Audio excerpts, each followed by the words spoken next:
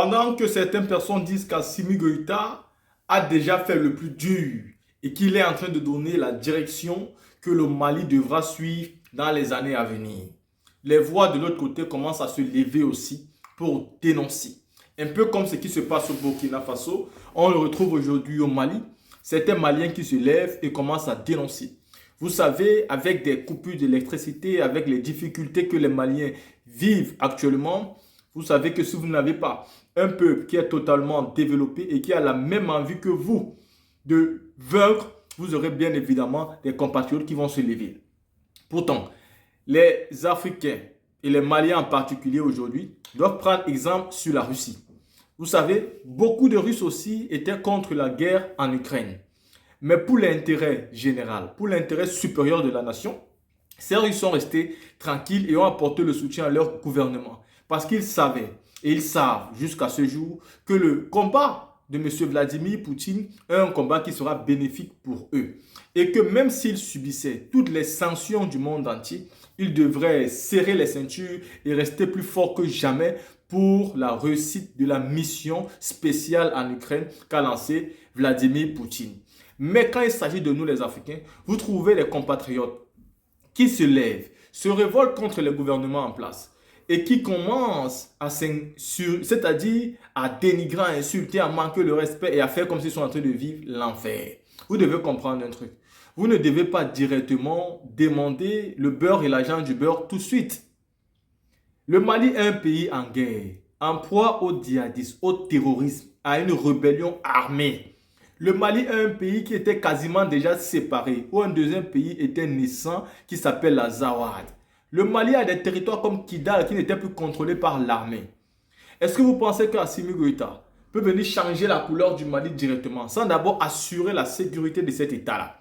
Je pense donc que les Maliens, dans leur grande majorité, parce que la majorité des Maliens aujourd'hui soutiennent Assimi Goïta, mais cette petite minorité qui ne comprend pas, qui vient sur les chaînes de télé, se plaint des coupures d'électricité, se plaint de tout. Mais justement, c'est le prix à payer pour être indépendant. Qu'est-ce que vous pensez? Ou alors pour vous, vous voulez être soumis juste parce que, parce que même quand vous êtes soumis, on vous coupe toujours l'électricité. Assimi Goïta est aujourd'hui en train de chercher un système qui fera de vous des personnes indépendantes. Vous allez vous autogérer sans demander l'autorisation de qui que ce soit.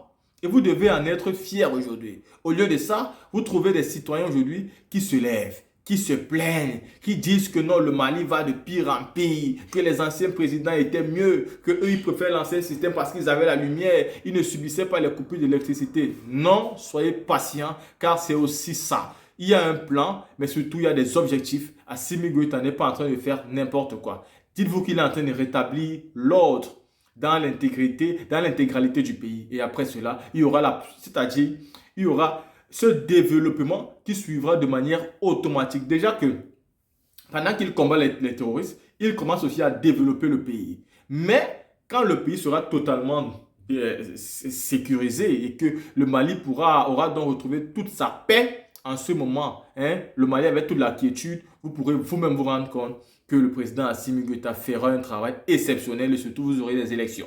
Là, tu m'écoutons ici la vidéo de Cheikh Oumar Keïta qui nous parle de cette situation du Mali aujourd'hui entre la MINUSMA, entre le départ des forces, mais surtout entre ces différentes personnes qui commencent à perdre espoir sur Assimi Goïta. Le feu des épreuves. C'est au fil des épreuves. Lorsqu'on passe par le feu des épreuves qu'on se forge. L'or n'a de la valeur que parce que l'or a été purifié autant de fois dans le feu avant de lui donner la forme qui lui convienne. Quand vous sortez l'or, quand vous allez extraire l'or, quand vous regardez l'or, quelle valeur a cet or-là?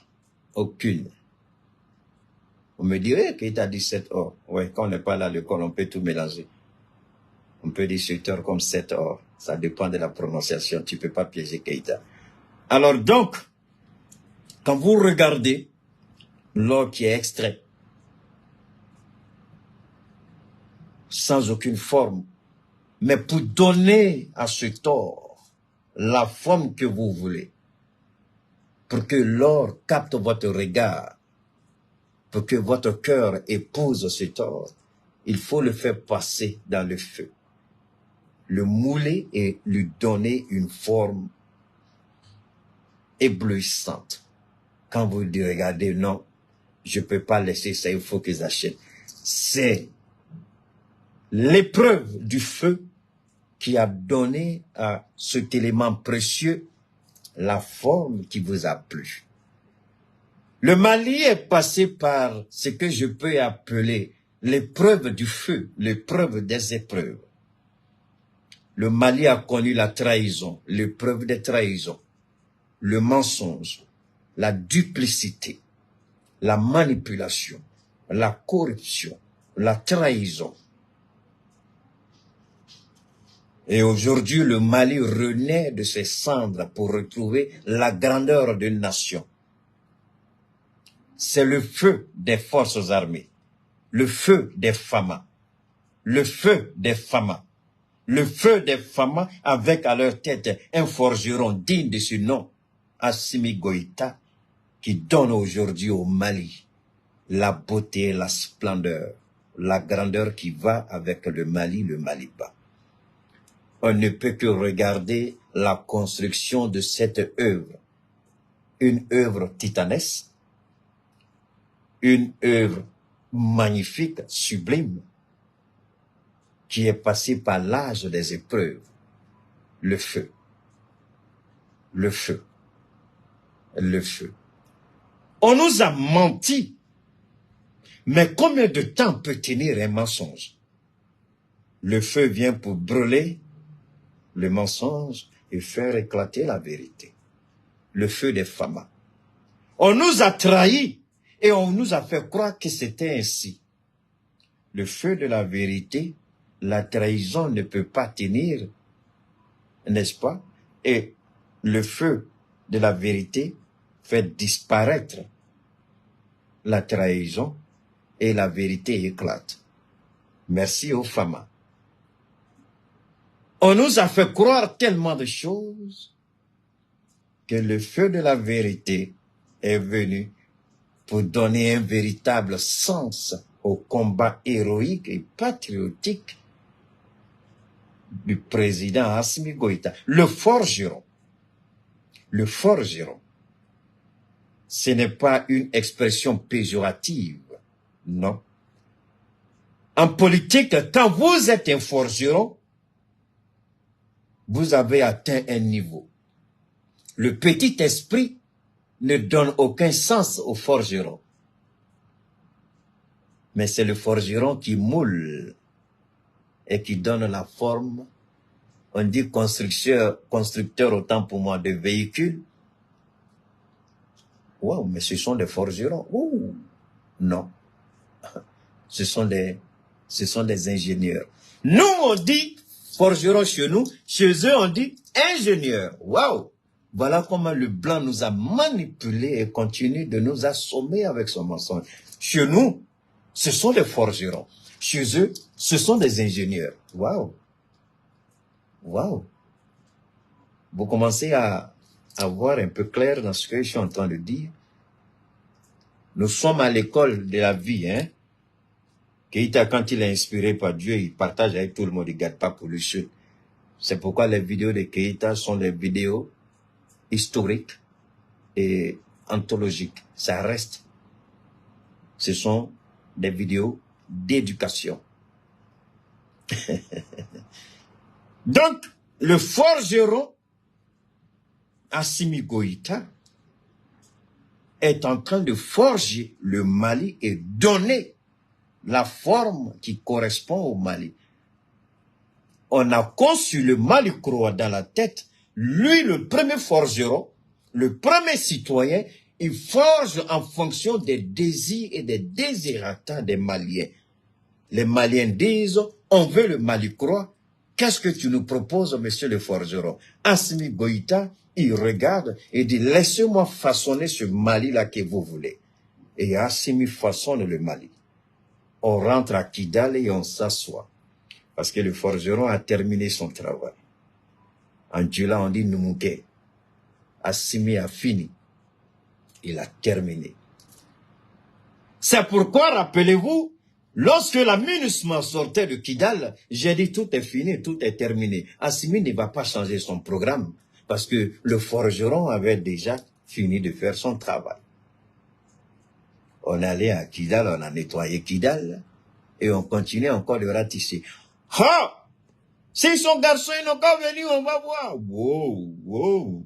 Je vous ai toujours dit, la bouche, oh là là, que tout le monde peut utiliser sa bouche, que tout le monde peut crier, que tout le monde peut jaser, que tout le monde peut jacasser, que tout le monde peut hurler.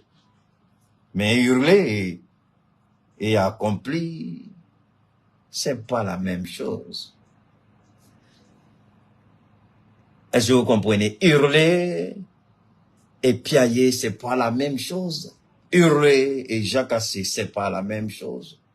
Alors donc, on continue. Assimi Goïta, le peuple du Mali, après la refondation, donne des orientations simples.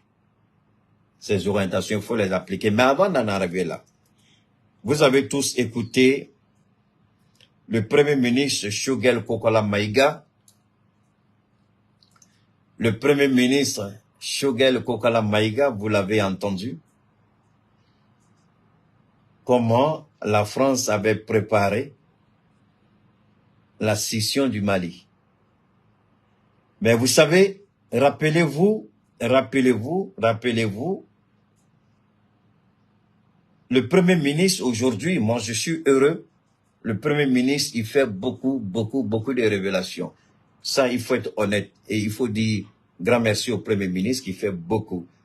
Il fait aussi un devoir, il fait aussi ses recherches.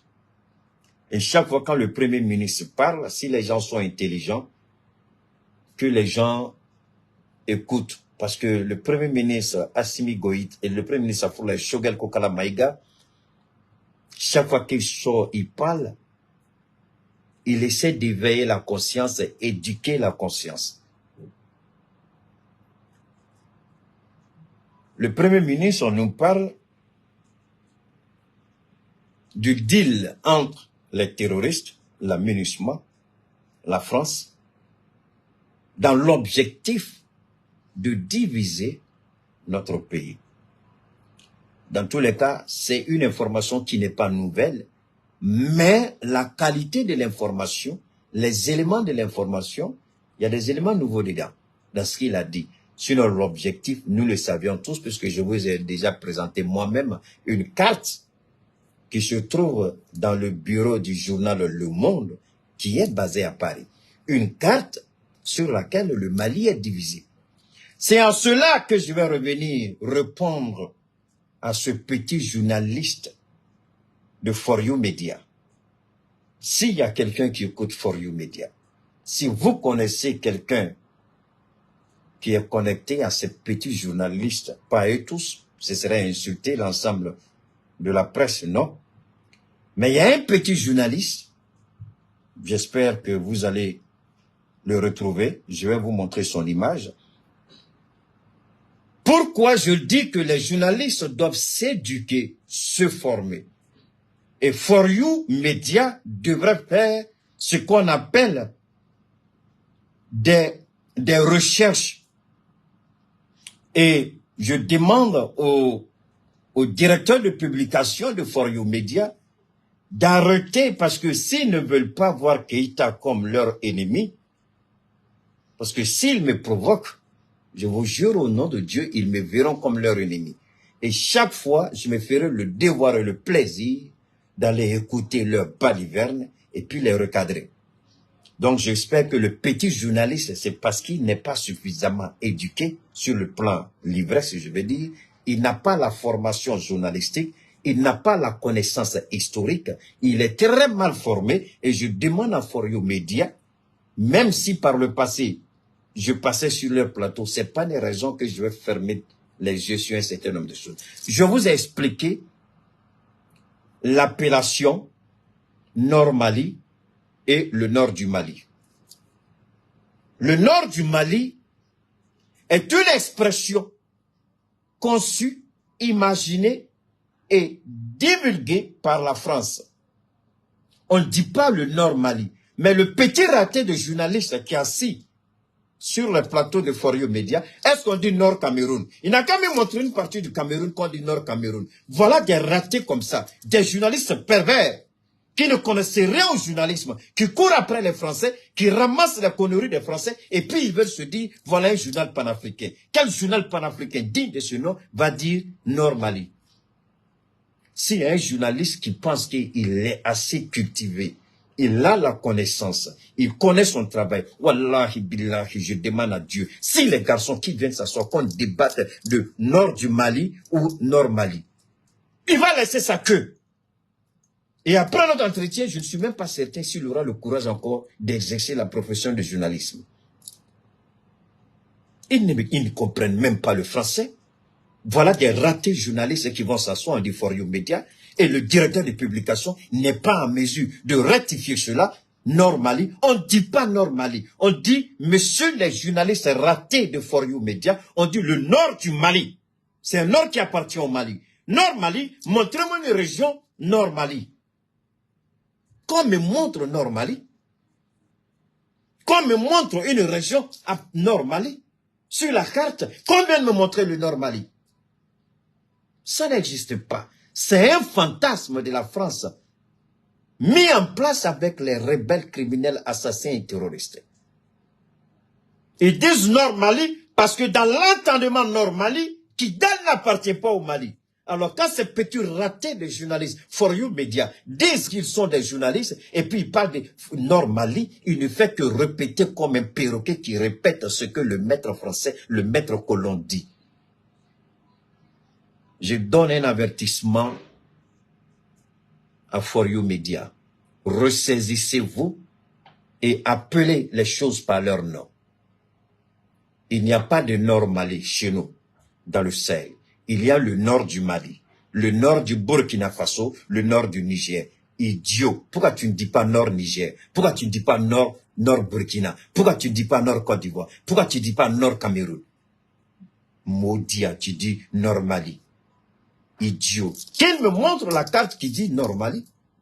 Voilà des ratés, ils se disent panafricains, qui ne comprennent même pas ce qu'ils disent, qui ne comprennent même pas le sens du nord. Tu demandes à tous ces journalistes ratés qui disent nord Mali, expliquez-nous ce que signifie nord Mali. Personne ne pourra vous dire ce que signifie nord Mali. Ils vont nous dire le nord du... Mais nord Mali, c'est le nord du Mali. Alors il dit aussi c'est le nord du Mali. Qu'est-ce qui t'empêche de dire nord du Mali? Est-ce que dans la carte du Mali, on a écrit nord Mali? On dit le nord du Mali. Le nord du Mali. Alors tous les journalistes ratés qui vont se permettre de dire nord Mali, wallahi billahi, je vous déclare la guerre. Je vais vous frapper tous, sans exception, même si ce sont des journalistes maliens, je vais vous chicoter et montrer votre nullité morale et intellectuelle, votre incapacité à exercer la fonction de journalisme. On dit le nord du Mali, pervers. On ne dit pas nord Mali. Le nord du Mali, c'est le nord qui appartient au Mali. C'est une propriété du Mali. C'est un territoire du Mali. Quand tu dis nord Mali, là, ça appartient à quel pays? Ça appartient à quel État? Nord Mali. Des idiots comme ça, ils disent qu'ils sont journalistes Forio Média. C'est un avertissement que je lance à Forio Média. Si vous n'êtes pas sûr de moi, si vous ne pensez que je... Wallah, billah, si chaque fois que je vais tomber, vous dites nord du Mali. Nord Mali, pardon. Vous allez bannir le journalisme. Parce que je vais vous disséquer. Je vais vous dépecer. Et puis je vais vous déposer là. Pour que le monde sache qui vous êtes. Idiot. On dit le nord du Mali et non nord Mali. C'est la mise au point que je voulais faire avec Forio Média. Maintenant, vous pouvez continuer à dire nord Mali. Vous allez me trouver sur votre chemin. Nord Mali, mon oeil. Quand vous ne connaissez rien, vous la fermez votre gueule. Au lieu de dire des bêtises. Vous ne connaissez rien, vous la fermez. Venez, on va vous apprendre les choses. Approchez les autorités du Mali. Afin qu'ils vous disent la différence entre nord Mali et nord du Mali. Au moins, le journalisme, vous pouvez faire ça. Pourquoi vous n'approchez pas le colonel Abdoulaye Maïga pour lui poser la question? Monsieur le ministre, est-ce que c'est nord Mali ou nord du Mali? Pourquoi vous n'approchez pas les autorités du Mali? Pervers égaré que vous êtes, vous ne faites que répéter comme des perroquets ce que la France dit, et puis avec ça, vous allez nous dire que vous êtes des journalistes. Et je vous attends au tournant. Si vous êtes garçon, continuez à dire nord Mali. Vous allez me trouver sur la route. Journaliste malien ou pas malien ou journaliste ici, vous allez me trouver tout sur votre chemin. Dites nord Mali encore. Je vous attends. Pervers que vous êtes. Quelle normalité, des perdus comme ça. Alors, on va continuer. Il y a quelque chose de fondamental. On va continuer. Non, je ne peux pas calm down. Quand il y a des ratés, si c'est des petits Français, je m'en fous éperdument. Mais vous ne pouvez pas prétendre être un média panafricain et puis vous permettre une telle bêtise linguistique. Normali. Pourquoi normali? Ça veut dire quoi ça, normali? Normali. On va où avec ça? Et ça, c'est les Africains. Je ne suis pas fâché. J'ai fait une mise au point. S'ils ne sont pas allés à l'école, ils n'ont qu'à se taire. S'ils ne connaissent pas le Mali, ils n'ont qu'à enlever le Mali de leur programme. Maintenant, vous n'êtes pas obligé d'utiliser le nom du Mali parce que vous voulez avoir de la visibilité sur For You Media. Vous n'avez pas besoin du Mali pour ça. Et puis souvent sur le Mali, ils vont poser des questions à des gens qui ne connaissent même pas le Mali. Des gens qui n'ont aucune connaissance du Mali. Moi, je prends l'exemple. J'ai suivi une de leurs émissions, je crois aujourd'hui. C'est là j'ai entendu la bêtise du gars. On va appeler Baba Nico, Okolosi Baba Nico, je crois, l'Ivoirien. Je suis désolé. Il connaît quoi du Mali? Il connaît pas grand-chose.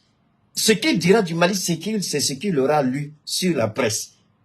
Alors, qu'est-ce que lui peut apporter en termes d'informations crédibles sur le Mali? Qu'est-ce qu'il peut dire? Donc, ils vont prendre des gens pour dire n'importe, parce qu'ils veulent forcément parler du Mali. Au lieu il y a beaucoup de jeunes Maliens qui sont sur les réseaux. Ils peuvent appeler beaucoup de gens. Je n'ai pas besoin, moi, qu'on m'appelle. Il y a plein de jeunes gens qui peuvent contacter, des Maliens qui peuvent contacter, qui connaissent le Mali, qui peuvent bien décortiquer la situation du Mali, qui peuvent bien analyser. Mais vous allez prendre ce gars-là.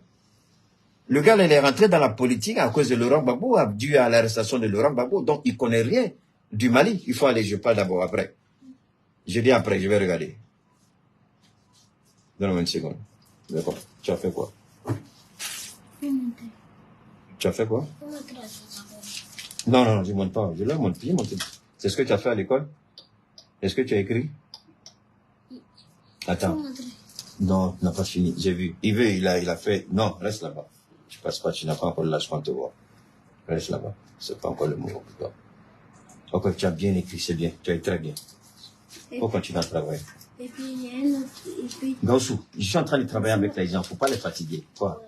et puis j'ai travaillé ici. Ouais, tout ça, tout est très bien. Quand je vais finir, je vais regarder. Je vais visiter ton travail. Faut aller.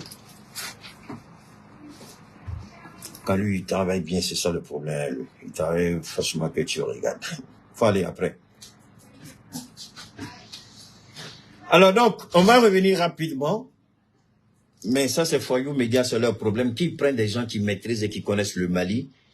N'appelez pas, souvent même, moi, je regarde des gens, je dis, mais les Blancs, ils ont raison. Quand vous appelez des gens qui maîtrisent même pas le Mali, qui connaissent rien du Mali, qui ne s'informent qu'à partir de ce que nous on dit, et vous les appelez, vous êtes sur votre plateau pour dire quoi? Moi, je ne suis contre personne. Je suis contre la manipulation et je suis pour la vérité simple. On dit l'eau douce sort de la bouche du poisson. Mais ceux qui sont au Mali, qui vivent au Mali, qui maîtrisent la situation du Mali, pourquoi ne pas les approcher pour avoir une visibilité beaucoup plus large de la situation politique au Mali? Mais vous appelez quelqu'un qui vit en Europe en tant qu'exilé, il ne peut pas rentrer en Côte d'Ivoire, il est exilé, il n'a pas fini de régler le problème de la Côte d'Ivoire et c'est lui qui va venir parler du Mali. Hein? Sur leur émission For You Media, mais moi j'ai honte à leur place, ça veut dire à quoi cela aboutit? À quoi cela aboutit? Est-ce que c'est la vérité qu'on recherche? Est-ce que c'est la vérité qu'on recherche ou bien c'est une visibilité qu'on veut? C'est pas la vérité qu'on recherche, c'est une visibilité. Sinon, en termes de vérité, on sait où se trouve la vérité. Alors, donc, maintenant, on va revenir. Il y a des choses que vous avez besoin de savoir. Alhamdulillah. Et ferme la porte là, je suis en train de travailler. Alors, je vais vous dire une ou deux choses importantes. Une ou deux choses importantes. Premièrement, aujourd'hui, la France... Attendez, il y a un bâtard qui est ici, là, que je vais dégager. Tu vas lui faire ça chez ton papa là-bas. Alors donc, il y a une réalité qui est là et que je voudrais que chacun fasse beaucoup attention. la situation aujourd'hui dans le nord du Mali. Dans le nord du Mali,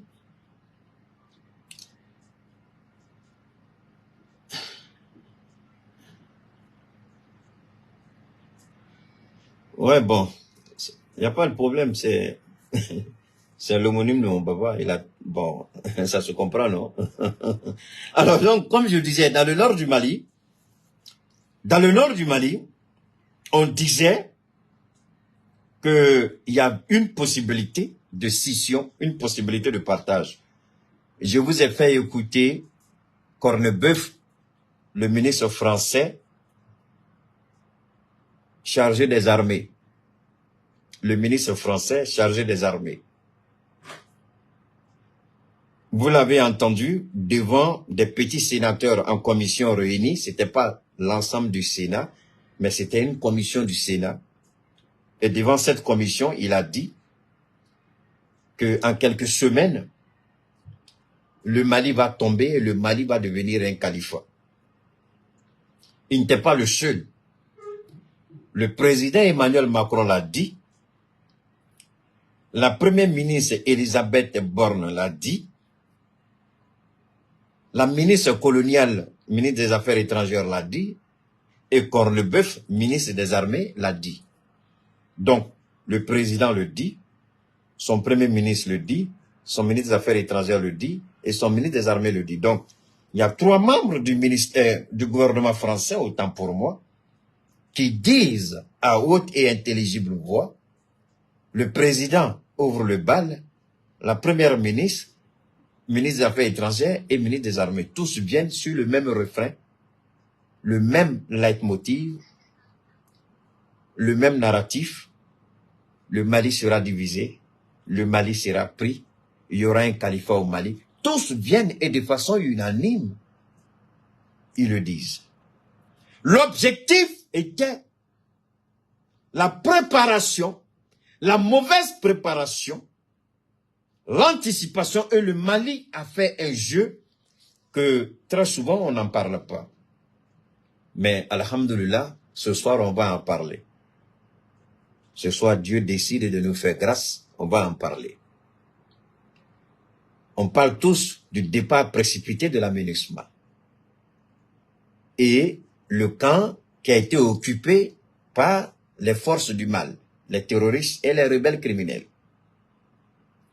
Ce qui s'est passé, ce qui est passé pratiquement sous silence, mais qui était visible pour des esprits prédisposés. L'armée malienne est à la base de l'anticipation du calendrier qui avait été préétabli. Je répète, l'armée malienne est à la base de l'anticipation du calendrier qui avait été établi. Ça veut dire quoi? Ça veut dire que l'armée malienne, à travers des ruses, à travers des techniques, à travers l'audacité, à travers la détermination et la volonté affichée, tout à l'heure je vous ai parlé du feu. L'armée malienne a amené la MINUSMA à précipiter son départ. Ça, on ne nous le dit pas. Mais l'armée malienne n'est pas venue dire à la MINUSMA, partez, partez, sortez. Jamais l'armée malienne ne l'a fait.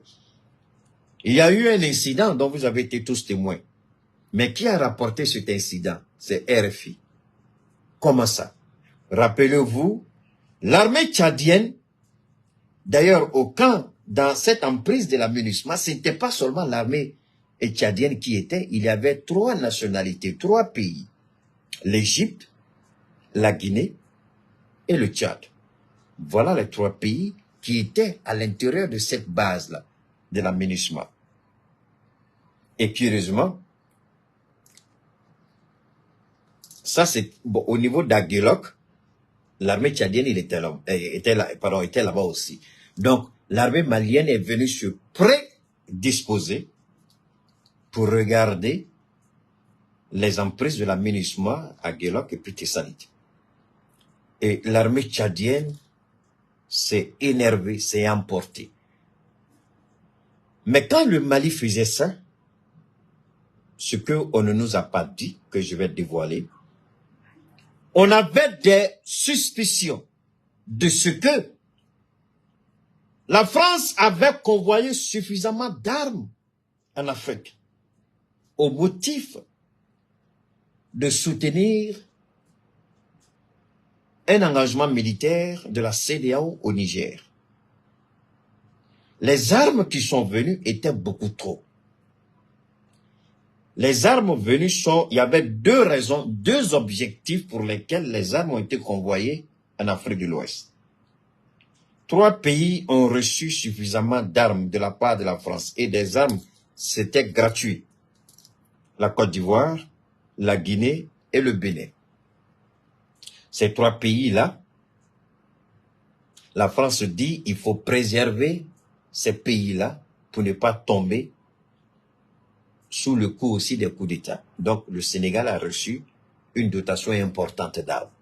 La Côte d'Ivoire et le Bénin.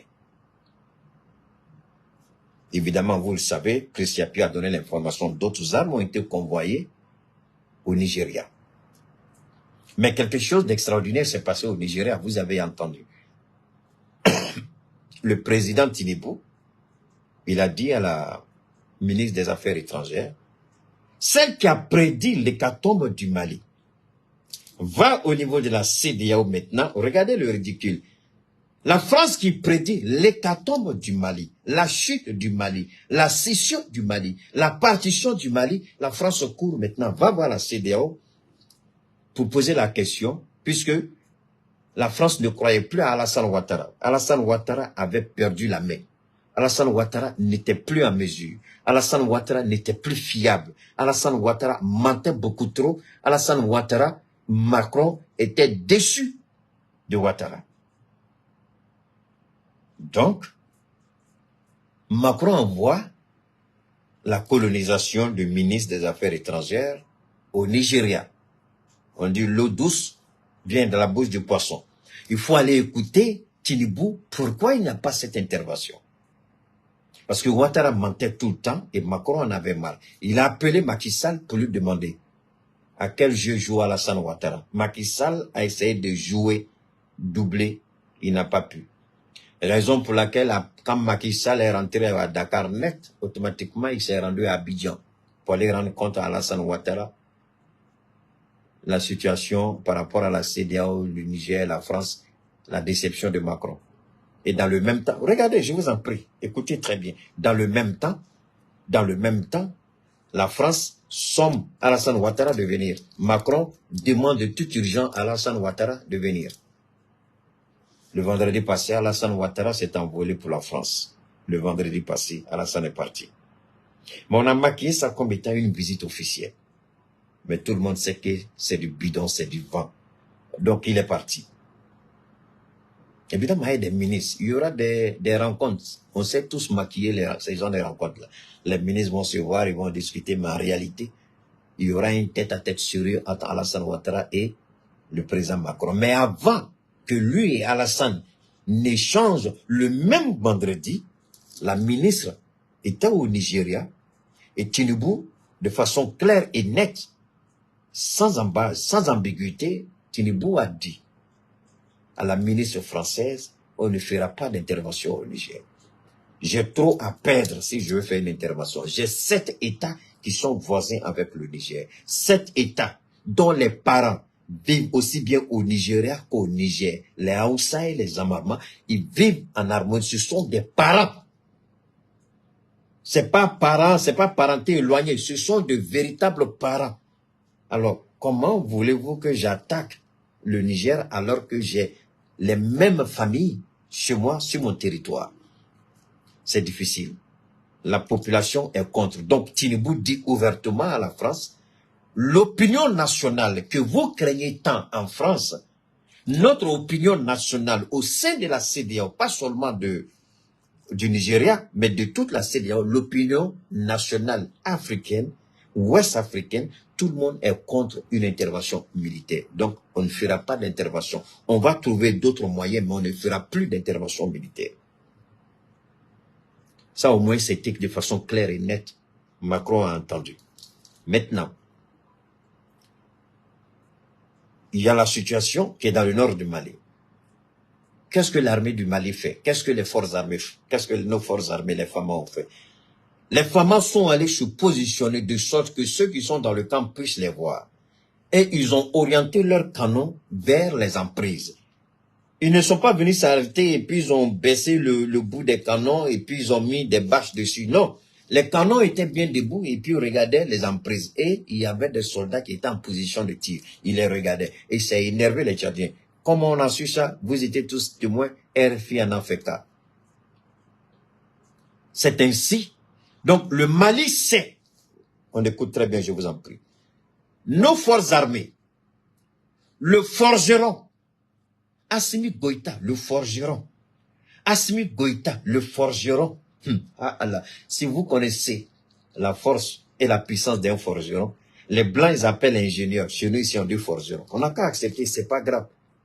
Le forgeron Assimi Goïta, la tête pensante Assimi Goïta, le génie militaire Assimi Goïta, le danger permanent, celui qui perturbe le sommeil de l'Union européenne, Assimi Goïta. Il dit restez tranquille. Donc les soldats restent. Il dit allez-y. Pourquoi? Notre armée est partie. Notre armée est partie pour la simple bonne raison que dès que nous allons commencer à avancer sur le terrain du Nord, voilà les idiots qui disent Nord Mali, quand on commence à avancer sur le terrain du Nord, on ne va pas dire quand on commence à avancer sur le terrain Nord. Ou bien, sur le terrain Nord, c'est un sens. Dès que notre armée a commencé à évoluer, à avancer sur le nord du Mali, automatiquement, les terroristes sont sortis de leur nid. Donc, l'armée se dit, si on veut les neutraliser, si on veut les tuer, hey, Cheikh Oumar Keïta, l'incontournable Cheikh Oumar Keïta, écoutez, hein, l'incontournable Cheikh Oumar Keïta, écoutez, dès que les terroristes et les rebelles criminels ont vu nos forces, ils sont sortis de leur nid. Donc c'est comme si vous tendez un piège, vous allez à la chasse, vous tendez un piège, vous mettez poisson ou bien viande là, et puis l'animal, le piège le prend sur le champ. Donc l'armée est sortie. Quand l'armée est sortie, eux aussi sont sortis, ils ont commencé à nous attaquer. Mais l'objectif n'était pas que nous, on veut qu'ils nous attaquent. L'objectif, en avançant, aïe, Assimi va dire, Keïta, tu es en train de tout dire, il ne fallait pas dire ça, Keïta. Non, président, bon, comme tu as déjà fini, donc on a dit un peu, mais il faut que la population sache un peu que tu es un génie aussi, monsieur le président. Hein? Notre armée avance, les gens ils sortent. Quand ils sortent, nous on les neutralise, on crée la panique au sein de la MINUSMA. Et la MINUSMA, qui voulait préparer, parce qu'on a empêché la MINUSMA de mettre en place, de mettre en pratique le plan qu'ils étaient. Parce que si on avait donné le temps à la MINUSMA, wallahi billah, on serait engagé à la date d'aujourd'hui à une véritable guerre dans le nord du Mali. Donc on a poussé les terroristes à sortir. Et quand les terroristes ont commencé à sortir, ils n'ont pas fait de tri. Ils ont commencé à bombarder aussi bien la MINUSMA que nous. Mais nous, on les neutralise. La MINUSMA dit on n'a pas les moyens pour riposter. Donc la MINUSMA commence à plier bagage. Donc, on fait sortir les terroristes. La MINUSMA parle d'insécurité. Ce n'est pas tout. La MINUSMA demande des plans de vol. Des autorisations de vol, pardon. On refuse. On dit non. On ne vous donne pas autorisation de vol. Les terroristes que vous avez entretenus, que vous avez renseignés, que vous avez équipés dans le nord, là, vous allez les affronter sur la route. On ne vous donne pas autorisation de survol. Donc la MINUSMA se trouve bloquée dans son propre piège. Est-ce qu'on vous avait déjà dit ça? On ne vous avait pas dit ça, non? Ok. Parce que je vous ai dit qu'il y a des choses, rappelez-vous, je vous ai dit quoi? Il y a des choses on peut dire, il y a des choses on ne peut pas dire. Il y a des choses que je ne dirai pas. Mais avec au fil du temps, je vais vous donner un peu. C'est pas ce que je vous avais dit. Donc aujourd'hui, c'est un peu que je vous donne. L'incontournable, Cheikh Oumar Keïta. On continue. Alors, donc, on continue. Maintenant, nos soldats sortent, les terroristes, eux, ils pointent leur nez. La MINUSMA paniquée commence à anticiper son retrait. Donc la MINUSMA commence à laisser les emprises. Mais les emprises qu'elle laisse, elle a oublié que chaque fois que nous sortons, on a des drones qui sont dans les cieux, on a des drones qui sont dans les nuages, on a des drones qui sont là, qui observent, qui voient tout et qui nous informent en temps réel de tout ce qui se passe. Donc, pendant que la MINUSMA dit non, on s'en va, dès l'instant où la MINUSMA même a commencé les coups de fil, on avait déjà tout intercepté. On savait déjà que la MINUSMA était en train de planifier son départ. Mais nous, on n'était pas paniqués. Voilà pourquoi le forgeron Assimi Goïta, il a continué son programme. Il n'a jamais changé son programme pour quoi que ce soit. Et vous avez vu la fin qu'on a réservée à ces criminels-là, à Kidal surtout, et dans toutes les emprises où on a été. Donc, on a fait sortir les terroristes de leur nez. Ils ont créé la panique. La MINUSMA est partie. Donc, le plan que la MINUSMA avait préparé, le plan que la MINUSMA mettait en place, on a empêché la MINUSMA de dérouler son plan diabolique et satanique. Il fallait pousser, il fallait contraindre la MINUSMA à partir plus tôt que prévu. Parce que si on laissait le temps à la MINUSMA allait prendre le temps de renseigner, équiper, fournir des armes et munitions aux terroristes. Donc, vu que eux-mêmes, leurs conditions de sécurité étaient en péril, automatiquement, c'est là que Macron s'est assis, il a réfléchi, il dit, mais comment ils ont fait, et puis la MINUSMA est partie, sans que le plan qu'on avait décidé ne soit appliqué. C'est pourquoi le président, le petit Macron disait, le Mali sera un califat. Ah, Borne disait, le Mali sera divisé. Les terroristes vont occuper le Mali. Ils ont tous dit, mais ils ne savaient pas que nous étions en train de travailler pour chasser la MINUSMA nous-mêmes. La MINUSMA a donné son délai, mais le Mali même a fait partie de la MINUSMA avant le délai de la MINUSMA. Est-ce que vous comprenez ça un peu? L'incontournable. Non, lui, quand il sort là, c'est là, il donne mot de tête aux gens. J'ai dit, le Mali a fait partie, la MINUSMA, avant le départ de la MINUSMA. La MINUSMA avait, tu fais quoi là-bas? Si tu éteins, tu vas voir. La MINUSMA avait son propre programme. Un programme qui a été négocié au Conseil de sécurité des Nations Unies. Un programme qui a été accepté par le Mali. Mais, le Mali sait qu'en laissant la MINUSMA à la manœuvre, soit la MINUSMA ne va pas partir, soit la MINUSMA va créer plus de tort au Mali qu'on ne le s'y attend. Donc, il faut faire tout pour court-circuiter le programme. Il faut faire tout pour empêcher la MINUSMA de faire ce qu'elle a envie de faire. Il faut faire tout pour pousser la MINUSMA à partir. Et c'est ce que nous avons réussi brillamment, intelligemment, parce qu'on a un forgeron. Il s'appelle Assimi Goïta, le génie militaire. Et je n'oublie pas Sadio Camara. Hein? L'ami du forgeron, c'est le forgeron. C'est les deux qui réfléchissent ensemble. Parce que quand moi je dis forgeron, je ne vois pas en tant que celui qui est en train de fondre le feu, et ça faut fondre le fer, et puis non. Je parle à celui qui crée, qui conçoit. Je le vois comme un concepteur, un réalisateur. Il conçoit, et puis il réalise.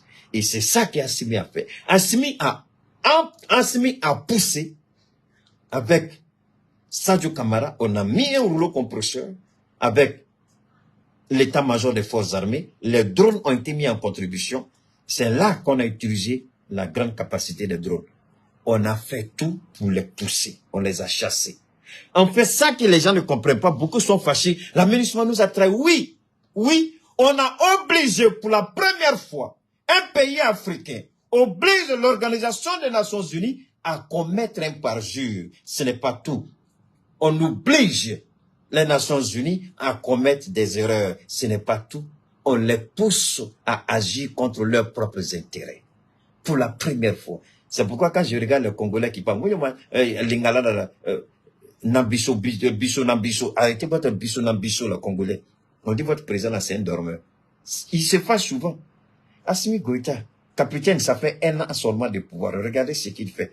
Regardez le général Tiani. Il n'a pas encore fait 1 an au pouvoir. Regardez comment il est en train de mettre le Niger sur les pieds. Mais, qu'est-ce qu'il dit là? Ça fait combien d'années il est au pouvoir? Même armée, vrai, il n'a pas. Armée, il n'a pas. Quand tu dis ça, les Congolais se fâchent. Bon, ne vous fâchez pas avec moi. Nous, c'est dans l'intérêt du peuple congolais. Parce qu'on n'oubliez pas, on a des frères maliens qui sont là-bas, qui sont mariés à des Congolaises, des Maliennes aussi qui sont mariés à des Congolais, donc on a des enfants congolais. On n'a rien contre. Mais c'est le président là qui a un véritable problème. C'est lui le véritable problème. Et il a négocié le retour de l'opposant tchadien. Il a mené Kaka Dibi à accepter. Donc il y a un opposant tchadien qui est rentré tout récemment. C'est Tshisekedi qui a fait la négociation. Mais lui-même, il est incapable dans son propre pays de faire un travail jusqu'à un chirurgien veut devenir candidat contre Tshisekedi. Posons la question, qu'est-ce qui n'a pas marché avec lui? Donc, le Mali a vu plus loin que les Nations Unies. Et je dis merci infiniment à Allah pour avoir inspiré le président Assimi Goïta, le ministre Sadio Kamara, le chef d'état-major des forces armées, tous les officiers supérieurs de l'armée, les officiers, les sous-officiers, les soldats de rang, et tous, sans oublier les ministres civils qui font partie de la transition, à commencer par le premier ministre Choguel Kokala Maïga. Chacun a joué son rôle. Et franchement, personne ne pouvait s'y attendre. Personne n'a vu ça venir. Personne n'a vu ça venir. Et je suis sûr que Sadio et Assimi vont dire vraiment, Keïta, on savait que tu étais grave, tu es vraiment incontournable. Comment tu as compris ça? Mais ça, c'est la réalité qui est là. Parce que si on avait laissé la MINUSMA avoir son programme comme il le voulait, travailler dans son programme comme il le voulait, Wallahi, au nom de Dieu, on serait en train de payer l'erreur. La France s'est frotté les mains. Qui a rédigé le projet de résolution? C'est la France. Et vous croyez que la France a rédigé ça dans notre intérêt? Pas du tout. La France l'a rédigé, mais le Mali n'a rien dit ce jour-là. Vous vous souvenez que j'étais très remonté, j'ai dit le gouvernement aurait dû dénoncer. Même si, mais ils n'ont rien dit. Moi, je m'amusais. Et ils avaient déjà fini de réfléchir. Ils disent attends, le jour tu vas comprendre, là, nous on a déjà fini pour nous. Et c'est maintenant que je comprends pourquoi le Mali n'a pas fait de vagues. Et je n'oublie pas notre grand ministre, Abdoulaye Diop. Comment on a travaillé ça? Parce que, figurez-vous, comment le ministre Diop sort, il dit, la MINUSMA nous a trahis, on ne fait pas ça, et la MINUSMA continue de commettre les mêmes erreurs. Parce que la MINUSMA a compris le jeu du Mali, mais tardivement. Et la MINUSMA ne pouvait plus faire marche arrière. Au moment où la MINUSMA a compris que le Mali l'a obligé à anticiper, que le Mali l'a obligé à se dévoiler, la MINUSMA ne pouvait plus faire marche arrière, il fallait continuer. C'est pourquoi la MINUSMA, dans sa colère, est partie sans informer les autorités. La MINUSMA a quitté Kidal, parce que la MINUSMA a su qu'elle s'est fait rouler par le Mali. Elle s'est fait manipuler par le Mali. Parce que c'est là. Mais comprenez, pourquoi la MINUSMA? Je suis d'accord. Posez-vous la question. Comment la MINUSMA pouvait laisser Kidal quand même? C'est la plus grande base de la MINUSMA au Mali. Mais comment pouvez-vous imaginer que la MINUSMA quitte cette base sans en informer aucun membre de la transition? Parce qu'elle a compris tardivement que le Mali l'a obligé à commettre des erreurs et à partir. Maintenant qu'elle est partie, il n'y a plus de feedback, il n'y a plus de chemin de retour. Il faut tout simplement acter le départ. C'est ce qui a été fait. C'est ce qui a été fait. C'est ce qui a été fait. Le Mali a fait un travail extraordinaire. Le Mali a fait un travail emblématique. Il fallait être Vous mettez un civil, ce que Assimi a osé faire, aucun civil n'allait le faire. Non. Posez-vous la question. Est-ce que, comment les forces armées, vous regardez le déploiement des forces armées, la première emprise qui a été donnée, regardez les muscles qu'on a déployés. Et si vous vous rappelez, on disait toujours, ah, l'armée malienne est bloquée à Anefis. On disait qu'on était bloqué à Anefis. Regardez les armes que le Mali a déployées. La MINUSMA même était étonné, mais attends, pourquoi, pour prendre Anefis, vous avez un tel déploiement d'armes? Mais la MINUSMA ne pouvait pas parce que c'est pas son pays et le Mali est libre. Le Mali est libre de déployer autant de militaires sur son sol comme il le veut. Donc, la MINUSMA a compris tout de suite que c'était gâté. Depuis Anefis, ils ont compris que c'était gâté, que c'était fini. De toute façon, on les a bombardés avec les drones. La MINUSMA, bon, quand on les a bombardés avec les drones, la MINUSMA a commencé à avoir peur. Elle dit, je ne peux plus rester. Donc, pour la MINUSMA, nous, on a fait la provocation. Donc, pour eux, les terroristes vont venir. Et s'ils restent dans le cas, ils seront victimes des attaques terroristes. Ils vont dire, le Mali a provoqué les terroristes, donc eux ne sont plus en sécurité. Voilà comment la MINUSMA a compris, et voilà pourquoi la MINUSMA a fui. Ça, c'est une information qu'on devait vous donner, donc, en tout cas moi personnellement, parce que je trouve que j'estime que c'est la vérité. Et au moins vous dire que quand je vous dis toujours que quand on dit monter en puissance de l'armée malienne, de FAMA, ce n'est pas seulement les armes, mais c'est aussi la montée en puissance de l'intelligence de l'armée malienne. Parce qu'ils ont réfléchi. C'est ce qu'on appelle cheval de Troie. Comment ils ont pu sortir ce jeu-là et puis battre la MINUSMA dans son propre jeu. Ce n'est pas seulement la MINUSMA, la France et les États-Unis. Parce qu'en effet, vous avez vu qu'il y avait des mercenaires américains qui étaient là-bas. Et la France aussi se servait bien de ces mercenaires, aussi bien que les États-Unis. Donc, depuis qu'ils ont perdu le contrôle d'Anefis, c'était fini. Ils savaient déjà que en prenant Anefis à Guéloc, c'était terminé. Donc, le Mali a anticipé quelque chose à laquelle la MINUSMA ne s'y attendait pas. Quelque chose à laquelle la France elle-même ne s'y attendait pas. Bon, avec les frappes chirurgicales qui ont eu lieu le vendredi nuit à Kidal, et les ratissages continuent jusqu'aujourd'hui. Très bientôt, je crois bien, leur thème va commencer à faire des émissions à l'intérieur de Kidal, à les filmer. Vous allez voir. Mais ce sont les véritables stratèges qui ont fait ça. Ça n'a pas été fait au hasard. C'était beaucoup risqué.